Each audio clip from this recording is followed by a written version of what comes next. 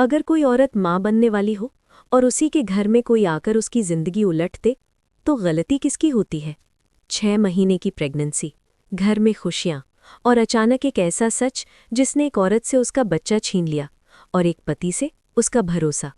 उसने दर्द में तड़प कर मदद मांगी, लेकिन जवाब में मिला शक, नफरत और रिश्तों की दीवार।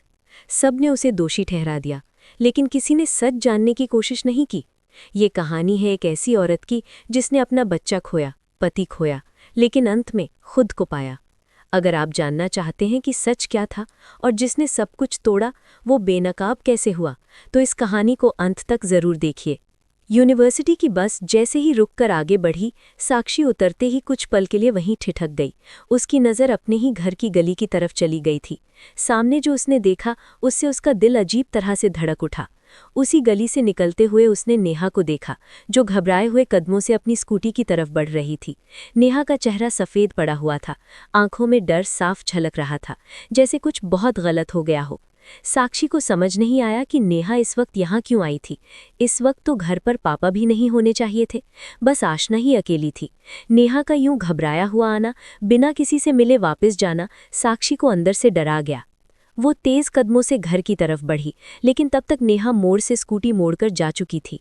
कुछ सेकंड साक्षी वहीं खड़ी रही, दिल बुरी तरह धड़क रहा था। फिर वो खुद को संभालते हुए घर के अंदर चली गई, लेकिन अंदर कदम रखते ही जो नज़ारा उसने देखा, उससे उसके मुंह से एक तेज चीख निकल गई। आशना जमीन पर गिरी हुई थी, एक हाथ से पेट पकड़े हुए, दूसरे हाथ से टेबल का कोना पकड़कर उठने की कोशिश कर रही थी।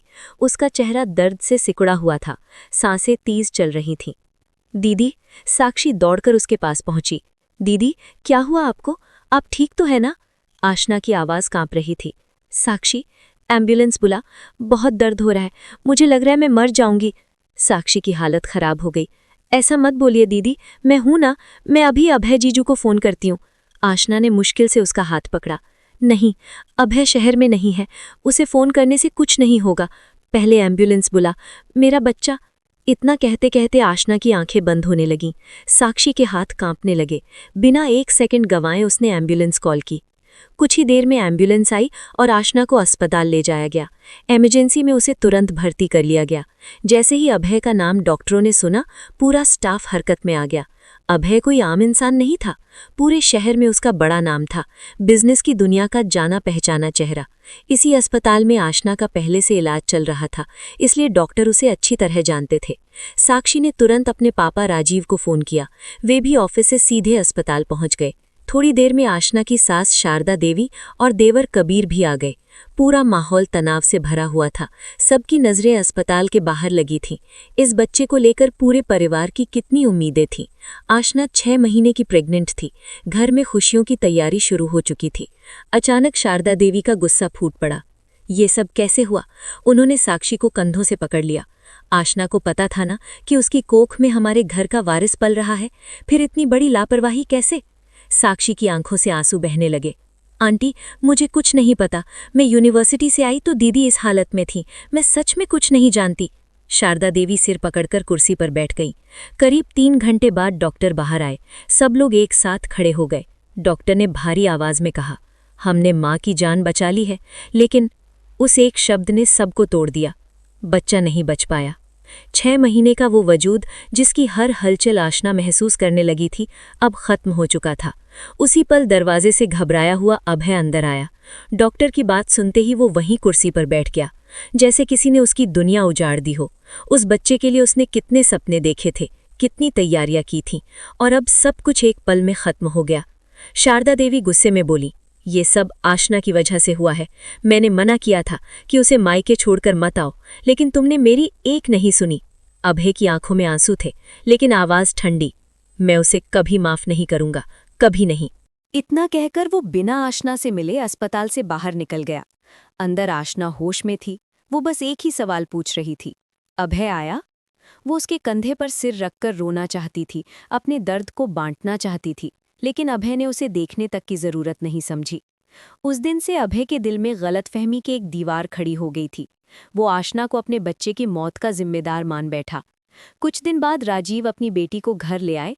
आशना हर पल दरवाजे की तरफ देखती रहती थी, शायद अभय आएगा, उसे गले लगाएगा, लेकिन वो नहीं आया। उसने खुद फ़ोन किया, लेकिन अभय ने कॉल नहीं उठाया। जब वो खुद मिलने गई तो दरवाजे से ही मना कर दिया गया। शारदा देवी ने तो उसे धक्के देकर बाहर निकाल दिया। "तो हमारे पोते की कातिल है।" आशना ने उस दिन अपने दिल पर पत्थर रख लिया। "अगर तुम्हें मेरी ज़रूरत नहीं तो मुझे भी तुम्हारी ज़रूरत नहीं।" कह तो दिया, लेकिन दिल कहाँ मानता है। अंदर अब भी अभय ही बसा हुआ था। उधर अभय भी चैन में नहीं था, लेकिन उसकी माँ हर दिन उसके मन में आग भरती रहती थी। वो चाहती थी कि अभय की शादी उसकी बचपन की दोस्त नेहा से हो जाए। और इसी सोच के साथ 6 महीने बाद किस्मत एक बार फिर सबको आमने सामने लाने वाली थी। 6 महीने बीत चुके थे, लेकिन आशना के लिए हर दिन वही दर्द लेकर आता था। सुबह आंख खुलते ही सबसे पहला ख्याल उसी बच्चे का होता, जिसे उसने अपनी कोख में महसूस किया था, जिसे वो माँ कहने ही वाली थी। घर में सब कुछ पहले जैसा था, लेकिन उसके अंदर सब कुछ टूट चुका था। राजीव उसे संभालने की कोशिश करते रहते थे। "बेटा, खुद को इतना मत तोड़। भगवान जो करता है अच्छे के लिए करता है।" आशना बस हल्की सी मुस्कान दे देती, लेकिन कुछ बोलती नहीं। साक्षी भी हर वक्त उसके आसपास रहती, कभी चाय बना देती, कभी जबरदस्ती खाना खिलाने की कोशिश करती। "दीदी, एक दिन अभय जीजू खुद आएंगे, बस अभी गलत फहमी है।" साक्षी की आंखों में उम्मीद थी। आशना उसकी तरफ देखती और फिर नजरें झुका लेती। 6 महीने हो गए साक्षी, इंसान अगर चाहे तो एक फ़ोन तो कर सकता है। उधर अभय का हाल भी कुछ अलग नहीं था। ऑफिस में फाइलों के बीच बैठा रहता, लेकिन दिमाग कहीं और भटका रहता।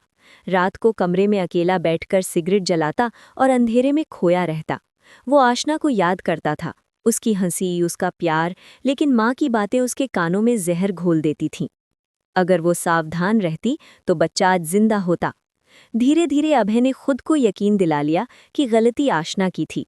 इसी बीच शारदा देवी ने अपने मन की चाल चलनी शुरू कर दी। उन्होंने अपनी सहेली हेमा को फोन किया। अब मौका है, नेहा को अभय की जिंदगी में लाना ही होगा। नेहा, जो हमेशा से अभय को पसंद करती थी, ये बात सुनकर अंदर से खुश हो गई। एक दिन ऑफिस में मीटिंग चल रही थी। दरवाजा खुला और अचानक नेहा अंदर आ गई। सब लोग चौंक गए। अभय ने सिर उठाकर देखा। 6 महीने बाद नेहा को सामने देखकर उसके चेहरे पर कोई खास भाव नहीं आया। "मुझे आपसे बात करनी है," नेहा ने खुद को संभालते हुए कहा। "मीटिंग खत्म हो चुकी है।" अभय ने बाकी लोगों को बाहर भेज दिया। कमरे में सन्नाटा छा गया। नेहा धीरे धीरे उसके पास आई। "आप दूसरी शादी कर रहे हैं?" अभय ने ठंडी नजरों से देखा। "6 महीने बाद यही पूछने आई हो? जवाब दीजिए।" नेहा की आवाज कांप रही थी। "हाँ।" एक शब्द और नेहा का दिल जैसे बैठ गया। "आप मुझे सजा दे रहे हैं?" वो धीरे से बोली। "सजा दोनों के लिए है।" अभय का लहजा सख्त था। "मैं आपकी पत्नी हूं।" नेहा की आंखों में आंसू भर आए। "इसीलिए खड़ी हो यहाँ, वरना..." अभय ने बात अधूरी छोड़ दी। "आप ऐसे नहीं कर सकते," नेहा ने हिम्मत जुटाई। अभय पलटकर दरवाजे की तरफ बढ़ा। "घर जाओ।" नेहा को यकीन नहीं हुआ, ये वही इंसान था जो कभी उसे पल भर के लिए भी खुद से दूर नहीं रख पाता था। "मैं नहीं जाऊंगी," उसकी आवाज भर गई। "क्या सारा कसूर मेरा था?" अभय का गुस्सा फूट पड़ा। "हाँ, तुम्हारी वजह से मेरा बच्चा गया।" नेहा सन्न रह गई। "तो आप दूसरी शादी करके सजा देंगे? जुबान संभालो।" अभय ने उसका हाथ पकड़ लिया। नेहा ने खुद को छुड़ाया। "अगर दूसरी शादी करनी है तो पहले इस शादी को खत्म करना होगा।" अभय की आंखों में आग थी। "इतनी हिम्मत नहीं है तुम्हारी?" "मैं डरूंगी नहीं," नेहा ने आंखों में आंखें डालकर कहा। अभय ने गुस्से में दरवाजा लॉक कर दिया और उसे दीवार के पास रोक लिया। "तुम मेरी जिंदगी से नहीं जा सकती।" "तो फिर छोड़ दीजिए," नेहा की आवाज टूट गई। "Get out." अभय ने हर शब्द पर जोर दिया। नेहा वहां से निकल गई। बाहर निकलते ही वो फूट फूट कर रो पड़ी। घर पहुंचकर उसने खुद को कमरे में बंद कर लिया। वही पुराने पल, वही यादें, सब कुछ आंखों के सामने घूम गया। उधर यूनिवर्सिटी में साक्षी का झगड़ा कबीर से हो गया। "तुम लोग शर्म भी नहीं करते?" वो गुस्से में चिल्लाई। कबीर ने उसे घूरा। "जुबान संभालो, अपने भाई को समझाओ।" साक्षी की आवाज कांप रही थी। और उसी वक्त नेहा वहां आकर कबीर की कलाई पकड़ लेती है। साक्षी ये देखकर आग बबूला हो जाती है। ये सब देख किस्मत एक नया मोड़ लेने वाली थी। यूनिवर्सिटी का वो कोना अचानक बहुत भारी लगने लगा था। साक्षी का दिल जोर जोर से धड़क रहा था। उसकी आंखों के सामने अभी भी वही दृश्य घूम रहा था। नेहा का कबीर की कलाई पकड़ना और कबीर का कुछ न कहना। उसे ऐसा लगा जैसे उसकी बहन के साथ जो हुआ वही कहानी अब दोहराई जा रही है, बस किरदार बदल गए हैं। तुम्हें ज्यादा उम्मीद नहीं करनी चाहिए थी, साक्षी ने खुद से ही बुदबुदाया। उसकी दोस्त रिया उसके पास आकर खड़ी हो गई। साक्षी, इतना गुस्सा मत कर, हो सकता है तुम गलत समझ रही हो। गलत? साक्षी ने उसकी तरफ देखा। सब कुछ आंखों के सामने था, क्या देखना बाकी रह गया है? वो बिना कुछ और सुने वहां से चली गई। उसके कदम तेज थे, जैसे वो खुद को किसी टूटने से पहले बचाकर ले जाना चाहती थी। उधर कबीर वहीं खड़ा था। उसे एहसास भी नहीं हुआ कि नेहा ने उसकी कलाई पकड़ी हुई थी। जब उसने देखा तो झटके से हाथ छुड़ा लिया। मेरे आसपास रहने की जरूरत नहीं है, उसने सख्त लहजे में कहा। नेहा का चेहरा उतर गया। मैंने कुछ गलत नहीं किया, मेरे लिए यही गलत है। कबीर वहां से चला गया। नेहा की आंखों में आंसू आ गए, लेकिन वो मुस्कुरा दी। उसके मन में कुछ और ही चल रहा था। एक न एक दिन यही आदमी खुद मेरे पीछे आएगा, उसने मन ही मन सोचा। उधर घर में आशना पूरे दिन अपने कमरे में बंद रही, न खाना न किसी से बात। साक्षी शाम को जब लौटी तो सीधा उसके कमरे में गई। दीदी, साक्षी ने धीरे से पुकारा। आशना ने कोई जवाब नहीं दिया। साक्षी उसके पास जाकर बैठ गई। दीदी, कब तक ऐसे रहेंगी? पापा भी परेशान हो रहे हैं। आशना की आंखों से आंसू बहने लगे। मैं मजबूत बनने की कोशिश कर रही हूँ साक्षी, लेकिन अंदर से सब खत्म हो गया है। साक्षी ने उसका हाथ पकड़ लिया। आप अकेली नहीं हैं, मैं हूँ, पापा है। आशना ने हल्की सी मुस्कान दी, लेकिन वो मुस्कान दर्द से भरी थी। पर जिस इंसान के साथ पूरी जिंदगी बिताने का सपना देखा था, वही अगर साथ छोड़ दे तो इंसान जीते जी मर जाता है। इसी वक्त अभय अपने घर के ड्राइंग रूम में बैठा था। सामने माँ शारदा देवी और नेहा की माँ हेमा बैठी थी। अभय, अब देर मत करो, शारदा देवी बोली। नेहा समझदार लड़की है, घर संभाल लेगी। अभय ने कोई जवाब नहीं दिया। हम कल मंगनी की तारीख निकाल लेते हैं, हेमा ने मुस्कुराते हुए कहा। अभय का सिर अचानक भारी हो गया। जो करना है जल्दी कर लो, उसके मुंह से अपने आप निकल गया। उस एक वाक्य ने शारदा देवी को खुश कर दिया। देखा, मैंने कहा था ना। उसी रात साक्षी को फोन पर एक मैसेज मिला, कबीर का। तुमने जो देखा वो गलत था। साक्षी ने फोन को घूर कर देखा। गलत? सब कुछ साफ था, उसने जवाब टाइप किया। मुझे सफाई देने की जरूरत नहीं, कबीर का मैसेज आया। साक्षी का गुस्सा और बढ़ गया। तो फिर बात ही मत करो, उसने फोन साइड में फेंक दिया। अगले दिन सुबह सुबह घर में शांति थी। राजीव अखबार पढ़ रहे थे, आशना खामोशी से चाय पी रही थी। तभी डोरबेल बजी। राजीव ने दरवाज़ा खोला। सामने कुरियर वाला खड़ा था। अभय आहूजा के नाम से आया है। आशना के हाथ से चाय का कप गिरते गिरते बचा। साक्षी ने जल्दी से पैकेट ले लिया। अंदर एक कार्ड था, मंगनी का कार्ड। साक्षी ने कांपते हाथों से कार्ड पढ़ा। कल की तारीख थी। आशना का चेहरा सफ़ेद पड़ गया। अब बस, वो धीमे से बोली। उसने उसी वक्त फैसला कर लिया, अब मैं चुप नहीं रहूंगी। साक्षी ने हैरानी से उसे देखा। दीदी, मैं खुद जाऊंगी वहां। आशना की आवाज़ में दर्द के साथ हिम्मत भी थी। देखना चाहती हूँ वो इंसान मुझे कैसे भूल गया। शाम होते होते साक्षी गाड़ी लेकर तैयार थी। दीदी, अगर आपको ठीक नहीं लगे तो हम वापस आ जाएंगे। आशना ने सिर हिलाया। नहीं, आज सच का सामना करना जरूरी है। आहूजा हाउस रोशनी से जगमगा रहा था। बाहर बड़ी बड़ी गाड़ियां खड़ी थीं। अंदर हंसी मजाक शोर सब कुछ था, बस सुकून नहीं था। साक्षी ने गाड़ी रोकी। मैं यहीं रुकती हूँ। नहीं, आशना ने कहा, ये मेरी लड़ाई है। वो अकेली अंदर चली गई। स्टेज पर अभय खड़ा था, सामने नेहा। तालियों की आवाज़ गूंज रही थी। आशना ने गहरी सांस ली। उसका दिल टूट रहा था, लेकिन चेहरे पर मुस्कान थी। उसने तालियां बजाईं। पूरा हॉल चुप हो गया। बहुत बहुत बधाई, उसकी आवाज़ माइक से पूरे हॉल में गूंज गई। अभय की नज़रें उससे टकराईं। वक्त जैसे थम गया, और यहीं से कहानी एक और ख़तरनाक मोड़ लेने वाली थी। हॉल में एक पल के लिए ऐसा सन्नाटा छा गया, जैसे किसी ने सारी आवाज़ें खींच ली हों। तालियों की गूंज अभी पूरी तरह थमी भी नहीं थी कि आशना की आवाज़ हर किसी के कानों में उतर चुकी थी। अभय का चेहरा एकदम से सख्त हो गया। उसकी उंगलियां माइक के स्टैंड पर कस गईं। नेहा ने पहले अभय को देखा, फिर सामने खड़ी आशमा को। उसके होठों पर हल्की सी मुस्कान आ गई, लेकिन आंखों में चालाकी साफ दिख रही थी। ये यहाँ क्या कर रही है? शारदा देवी ने बगल में खड़ी हेमा के कान में फुसफुसाया। हेमा ने कंधे उचकाए। ड्रामा तो होगा ही। आशना धीरे धीरे आगे बढ़ी। हर कदम भारी था, लेकिन उसने खुद को संभाल रखा था। उसके दिमाग में हजारों सवाल थे, मगर वो यहाँ जवाब लेने आई थी, सवाल पूछने नहीं। तुम्हें यहाँ आने की इजाजत किसने दी? अभय ने आखिरकार बोल ही दिया।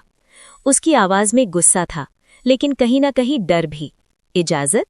आशना हल्के से मुस्कुराई। मैं अपने पति की मंगनी में आई हूं, इसके लिए इजाजत चाहिए? हॉल में हलचल मच गई। कुछ लोग एक दूसरे को देखने लगे। फुसफुसाहटें शुरू हो गई। पति? नेहा ने जानबूझकर ऊंची आवाज में कहा। आपका मतलब एक्स पति? आशना की नजर सीधी नेहा पर गई। रिश्ते कागज से खत्म होते हैं, दिल से नहीं। नेहा ने अभय का हाथ पकड़ लिया।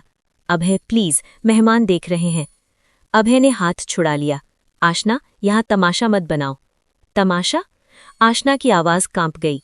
तमाशा तब बना था जब तुमने मुझसे बिना बात किए मुझे दोषी ठहरा दिया था। शारदा देवी आगे बढ़ी। बस, बहुत हो गया, यहां से चली जाओ। आशना ने उनकी तरफ देखा। मां जी, मैंने कभी आपके खिलाफ कुछ नहीं कहा, लेकिन आपने मेरे बच्चे की मौत का इल्जाम मुझ पर लगाया। शारदा देवी की आंखों में कठोरता थी। अगर तुम सावधान रहती तो आज मेरा पोता जिंदा होता। ये सुनते ही आशना की आंखों से आंसू गिर पड़े। हर माँ अपनी जान देकर भी बच्चे को बचाना चाहती है। हॉल में खड़े कुछ लोगों की आंखें भी भर आईं। तभी पीछे से एक आवाज आई। बस करो सब लोग। सबकी नजरें उस दिशा में चली गईं। राजीव अंदर आ चुके थे, उनके साथ साक्षी भी थी। ये कोई तमाशा नहीं है। राजीव की आवाज में गुस्सा और दर्द दोनों थे। ये मेरी बेटी की जिंदगी है। अभय ने नजरें झुका ली। पहली बार उसे अपनी गलती का एहसास सा हुआ। नेहा ने माहौल संभालने की कोशिश की। अंकल, आप गलत समझ रहे हैं। अभय और आशना अब साथ नहीं हैं। क्यों? राजीव ने सीधा सवाल किया। किस कानून के तहत? अभय चुप था। क्योंकि ये गलत फहमी थी, आशना ने कहा, जिसकी सच्चाई आज तक किसी ने जानने की कोशिश नहीं की। उसने अपना फोन निकाला। उस दिन जब मुझे दर्द हुआ था, नेहा मेरे घर आई थी। पूरा हॉल फिर से सन्न हो गया। नेहा की सांसें तेज हो गईं। झूठ है ये। झूठ? आशना ने स्क्रीन ऑन की। सीसीटीवी फुटेज है। साक्षी आगे आई। हमने बाद में चेक करवाया था। स्क्रीन पर साफ दिख रहा था नेहा का घर में आना, बहस, धक्का, फिर उसका घबराकर बाहर जाना। अभय की आंखों में खून उतर आया। नेहा? नेहा पीछे हटने लगी। मैं सिर्फ बात करने आई थी। तुम्हारी बातों ने मेरी पत्नी और मेरे बच्चे की जान ले ली। अभय की आवाज फट पड़ी। शारदा देवी का चेहरा पीला पड़ गया। ये सब क्या है? राजीव ने ठंडी आवाज में कहा। सच। नेहा रोने लगी। मैंने जानबूझकर नहीं किया। लेकिन किया, आशना ने कहा। और आज मैं यहां बदला लेने नहीं आई हूं, मैं बस सच सामने लाने आई थी। अभय घुटनों के बल बैठ गया। आशना, मुझे माफ कर दो। आशना ने उसे देखा। माफी इतनी आसान होती तो मेरा बच्चा आज जिंदा होता। वो पलट गई। अब फैसला तुम्हें करना है। आशना, राजीव और साक्षी वहां से निकल गए। पीछे रह गया एक टूटा हुआ अभय, एक बेनकाब नेहा और एक खामोश भीड़। रात घर लौटकर आशना पहली बार चैन से रोई। साक्षी ने उसका सिर अपने कंधे पर रखा। दीदी, आपने खुद को कमजोर नहीं पड़ने दिया। आशना ने आंखें बंद की। अब जो भी होगा सच के साथ होगा। और दूर कहीं अभय ने पहली बार अपने किए पर शर्म महसूस की। रात बहुत गहरी हो चुकी थी, लेकिन अभय की आंखों से नींद कोसों दूर थी। कमरे की लाइट बंद थी, बस खिड़की से आती स्ट्रीट लाइट की पीली रोशनी फर्श पर फैल रही थी। वो कुर्सी पर बैठा, सिर हाथों में पकड़े बार बार वही सीन याद कर रहा था। आशना की आंखों में दर्द, उसकी आवाज की थरथराहट और फिर वो सीसीटीवी फुटेज, सब कुछ एक एक करके उसके दिल पर चोट कर रहा था। मैंने क्या कर दिया? उसके मुंह से अपने आप निकल गया। उसे याद आया जब उस दिन आशना दर्द में तड़प रही थी और वो एक बार भी उसके पास नहीं गया था। उसे याद आया कैसे उसने फोन काट दिया था, कैसे उसने उसे अपने घर से बाहर निकलवा दिया था। मैं पिता बनने लायक भी नहीं था।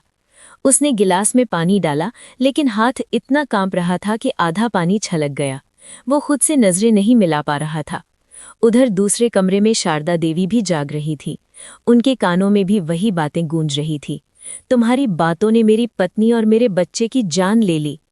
उन्होंने करवट बदली। मैंने तो अपने बेटे का भला ही सोचा था, लेकिन दिल के किसी कोने में डर बैठ चुका था। सुबह होते होते घर में एक अजीब सी खामोशी थी।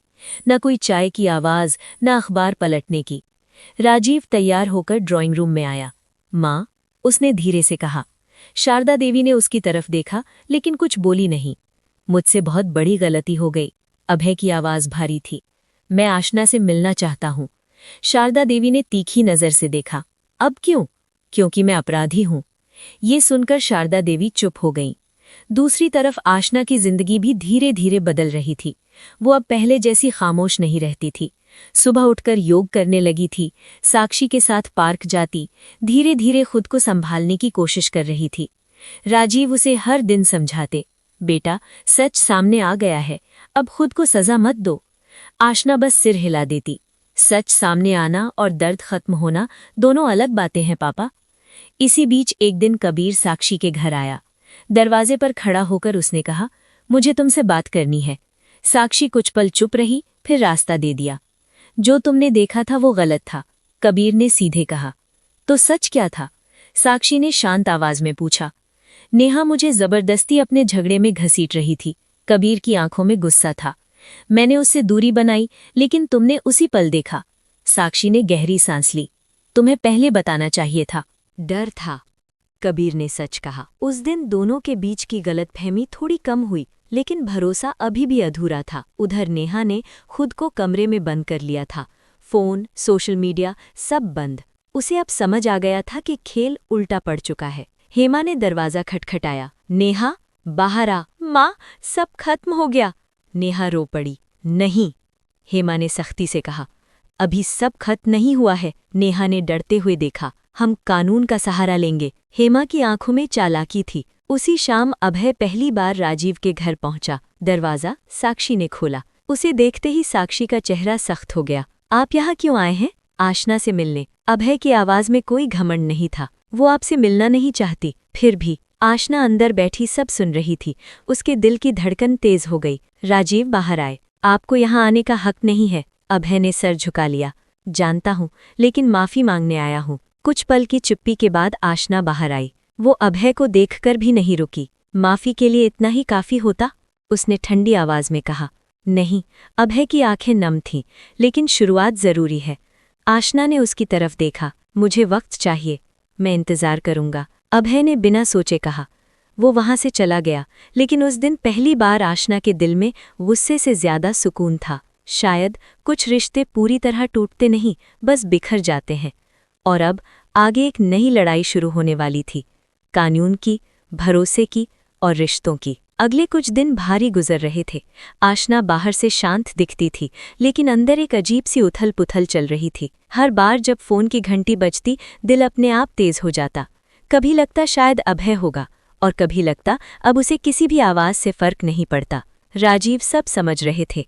बेटा, अगर दिल नहीं मानता तो खुद को मजबूर मत कर, आशना ने धीमे से कहा। पापा, दिल मानता भी है और डरता भी है। उधर अभय हर दिन खुद को सजा दे रहा था। ऑफिस जाना अब बस एक औपचारिकता रह गई थी। फाइलें सामने होती, लेकिन नजरें खाली दीवार पर टिकी रहती। उसका दिमाग बार बार उसी पल में चला जाता जब उसने बिना सच जाने फैसला सुना दिया था। एक दिन उसने अपने वकील दोस्त अमित को फोन किया। मुझे कानूनी सलाह चाहिए। किस बारे में?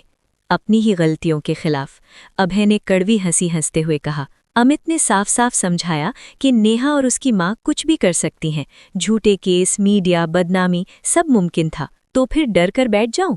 अभय ने पूछा।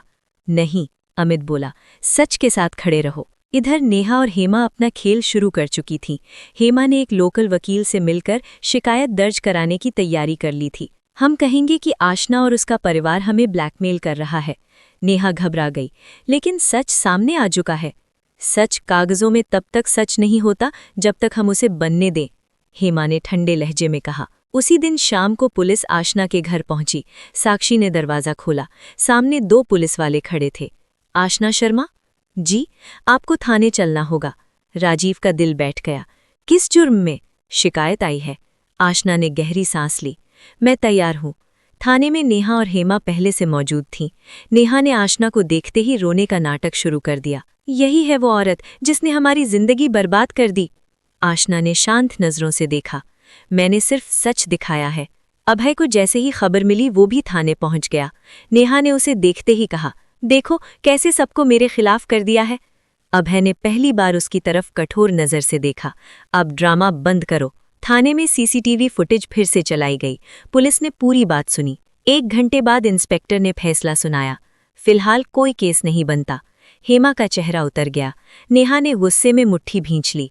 थाने से बाहर निकलते वक्त आशना की आंखें भर आईं। इतनी लड़ाइयों के बाद पहली बार उसे लगा कि सच सचमुच ताकतवर होता है। अभय उसके पास आया। तुम्हें अकेले नहीं लड़ना चाहिए था। मैंने सीखा है। अब किसी पर आंख बंद करके भरोसा नहीं करूंगी। ये बात अभय को चुभ गई।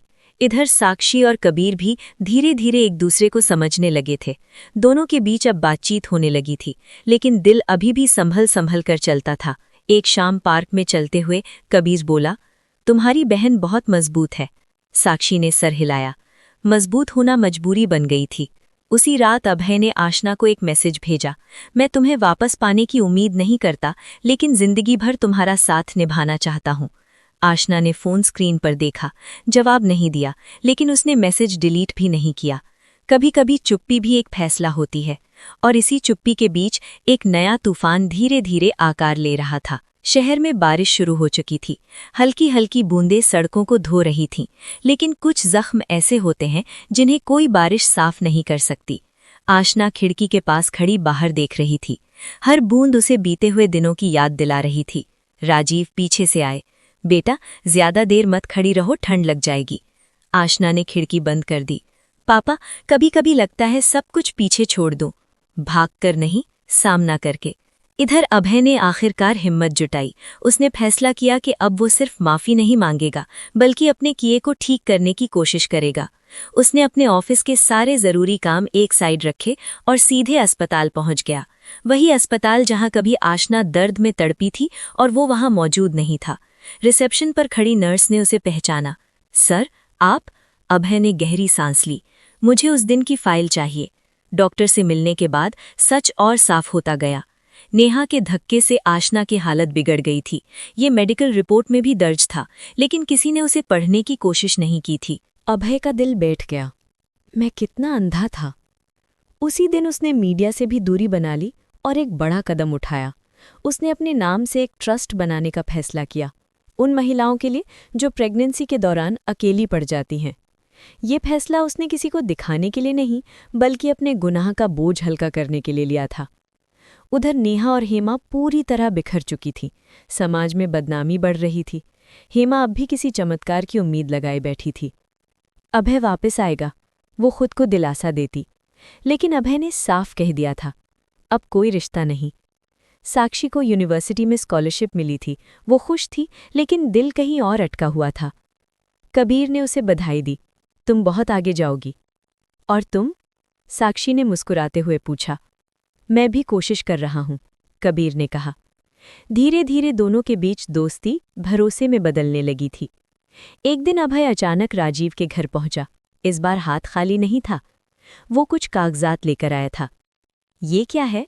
राजीव ने पूछा। ट्रस्ट के पेपर्स, अभय ने कहा। मैं चाहता हूं कि आशना इसका हिस्सा बने। आशना चुपचाप सब सुन रही थी। क्यों? उसने पूछा। क्योंकि तुम जानती हो दर्द क्या होता है। अभय की आंखों में सच्चाई थी। आशना कुछ देर चुप रही। मुझे वक्त चाहिए, मैं इंतजार कर सकता हूं। उसके जाने के बाद साक्षी बोली, दीदी, वो बदल रहा है या बदलने की कोशिश कर रहा है, आशना ने कहा। उसी रात बारिश और तेज हो गई। आशना ने मोबाइल उठाया और अभय का मैसेज पढ़ा। मैंने खुद को साबित करने के लिए नहीं, खुद को सुधारने के लिए कदम उठाया है। इस बार आशना ने जवाब लिखा, मैं देख रही हूं। बस 2 शब्द, लेकिन अभय के लिए ये उम्मीद की एक पूरी दुनिया थी। और इसी उम्मीद के साथ कहानी अपने आखिरी मोड़ की तरफ बढ़ रही थी। समय धीरे धीरे आगे बढ़ रहा था। बारिश थम चुकी थी, लेकिन उसकी नमी अब भी हवा में थी। आशना की जिंदगी में भी कुछ ऐसा ही था। पुराने जख्म पूरी तरह भरे नहीं थे, पर अब उनमें से खून बहना बंद हो गया था। वो अब हर हफ्ते ट्रस्ट की मीटिंग में जाने लगी थी। शुरू में सिर्फ सुनती थी, ज्यादा बोलती नहीं थी, लेकिन जब किसी औरत की आंखों में वही डर दिखता जो कभी उसकी आंखों में था, तो वो खुद को रोक नहीं पाती। डरना मत, वो एक महिला से बोली, तुम अकेली नहीं हो। अभय दूर से उसे देखता रहता। वो जानता था कि ये भरोसा भी बहुत नाजुक है। एक गलत कदम और सब कुछ फिर टूट सकता है। इसलिए वो हर बात में सावधानी रखता। राजीव भी अब पहले से ज्यादा शांत थे। बेटा, जिंदगी दोबारा मौका दे रही है, उन्होंने एक दिन आशना से कहा। पापा, मौका और मजबूरी में फर्क होता है, आशना ने जवाब दिया। उधर नेहा की हालत दिन ब दिन बिगड़ती जा रही थी। दोस्तों ने दूरी बना ली थी, रिश्तेदार फोन उठाना बंद कर चुके थे। वो कई बार अभय को कॉल करती, लेकिन हर बार कॉल कट जाती। एक दिन वो सीधे ट्रस्ट के ऑफिस पहुंच गए। अभय उसे देखकर चौंक गया। तुम यहाँ क्यों आई हो? नेहा की आंखों में डर और पछतावा दोनों थे। मुझे माफ कर दो। आशना वहीं खड़ी थी। उसने पहली बार नेहा को इतना टूटा हुआ देखा था। माफी मांगने से सब ठीक नहीं होता, आशना ने शांत आवाज में कहा, लेकिन सच मान लेने से रास्ता जरूर खुलता है। नेहा फूट फूट कर रो पड़ी। मैंने सब खो दिया। जो खोया है वो वापस नहीं आएगा, आशना ने कहा, लेकिन आगे का रास्ता तुम्हारे हाथ में है। ये सुनकर अभय की आंखें भर आईं। उसे समझ आ गया कि आशना कहीं ज्यादा मजबूत है। कुछ दिनों बाद साक्षी और कबीर ने अपने रिश्ते को नाम देने का फैसला किया। कोई बड़ा ऐलान नहीं, कोई दिखावा नहीं, बस एक सादा सा भरोसा। हम धीरे चलेंगे, साक्षी ने कहा। और साथ चलेंगे, कबीर ने जवाब दिया। आशना ये सब देखकर मुस्कुरा दी। शायद खुशियां लौटने का यही तरीका होता है। एक शाम अभय और आशना साथ बैठे थे। काफी देर तक दोनों चुप रहे। अगर मैं फिर से गलत साबित हुआ तो? अभय ने कहना शुरू किया। तो मैं चली जाऊंगी, आशना ने बीच में ही कहा। अभय ने सिर झुका लिया। मुझे यही मंजूर है। उस रात आशना ने पहली बार महसूस किया कि उसका दिल अब डर से ज्यादा मजबूत है। कभी कभी रिश्ते टूटकर ही सही आकार लेते हैं। और अब बस एक आखिरी फैसला बाकी था। सुबह की धूप खिड़की से अंदर आ रही थी। आशना देर तक बिस्तर पर बैठी रही, बिना कुछ सोचे। आज उसके मन में कोई डर नहीं था, कोई घबराहट नहीं थी, बस एक साफ एहसास था कि अब जो भी फैसला होगा वो मजबूरी में नहीं, उसकी अपनी मर्जी से होगा। राजीव पूजा की तैयारी कर रहे थे। बेटा, आज मन शांत लग रहा है, आशना हल्की सी मुस्कुराई। क्योंकि अब खुद से झूठ नहीं बोल रही हूं पापा। उधर अभय भी आज अलग ही हालत में था, न गुस्सा न बेचैनी। उसने पहली बार शीशे में खुद को देखा और खुद से कहा, जो भी होगा सच के साथ होगा। दोपहर में ट्रस्ट की एक छोटी सी मीटिंग थी। कोई मीडिया नहीं, कोई दिखावा नहीं, बस कुछ महिलाएं, कुछ कहानियां और बहुत सारा दर्द। एक महिला ने कांपती हुई आवाज में कहा, अगर उस दिन आप नहीं मिली होती तो शायद मैं आज जिंदा नहीं होती। आशना की आंखें भर आईं।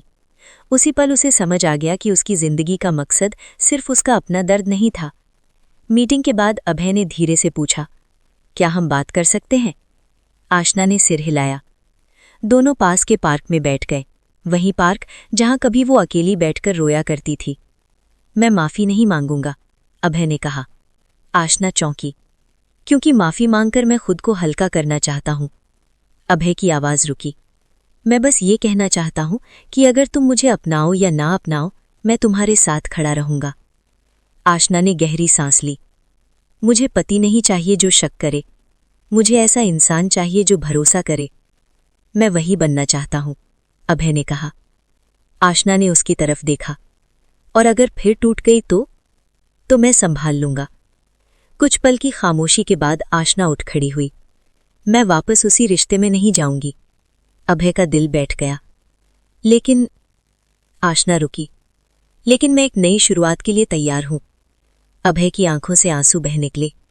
ये जीत नहीं थी, ये मौका था। शाम को घर में साक्षी और कबीर आए। दीदी, आपने सही किया, साक्षी बोली, क्योंकि अब तुम बराबरी में खड़ी हो, कबीर ने कहा। राजीव ने भगवान के सामने दीपक जलाया। आज मेरे घर में मेरी बेटियां जीत गई हैं। कुछ महीनों बाद एक सादा सा रजिस्ट्रेशन हुआ। कोई बैंड बाजा नहीं, कोई दिखावा नहीं, बस दो इंसान जो टूटकर भी फिर से जुड़ने की हिम्मत रखते थे।